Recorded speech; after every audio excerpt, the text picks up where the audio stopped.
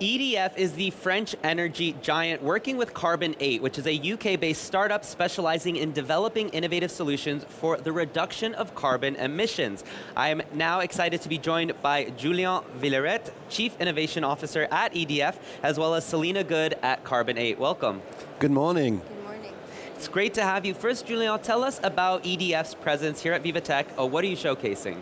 First, I would say that we are very proud and very happy to be the low-carbon partner of Vivatech. That means that two of our startups are helping Vivatech to decarbonize, to be a carbon-free environment, and we are very happy to help them do that.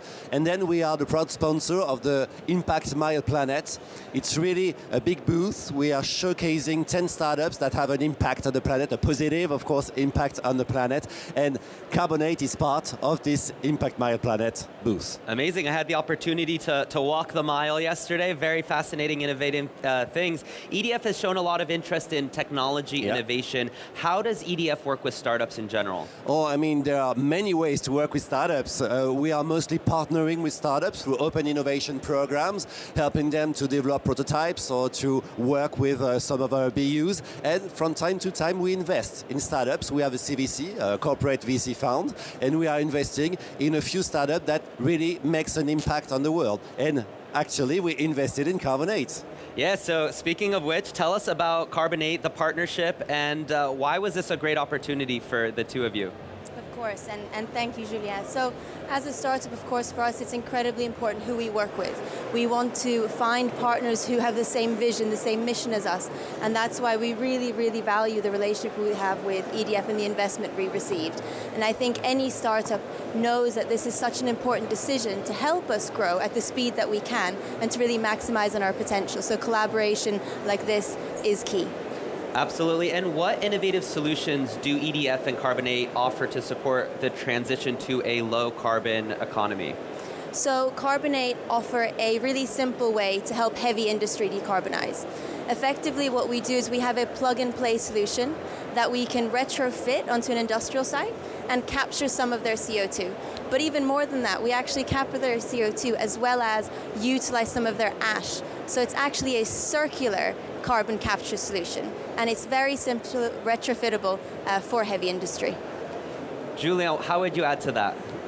It's a really interesting solution because, as you said, it's like a plug-and-play solution.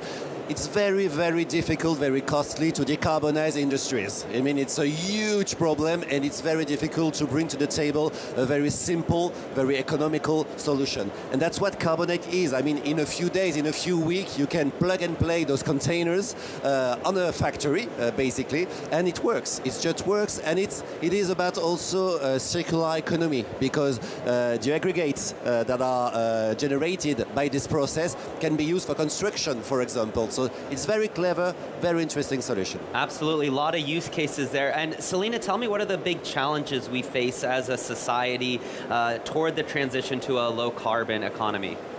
I think one of the biggest challenges we face is speed of adoption. This is an example where time is not on our side anymore. So we really need to accelerate not only the adoption, but also the scaling of solutions. And the only way that we can do that is through collaborations, because we have to build off of each other for this. I think nobody would argue that anyone can do this on their own anymore, and EDF also rightly acknowledges that, and the Impact Mile is an example of that.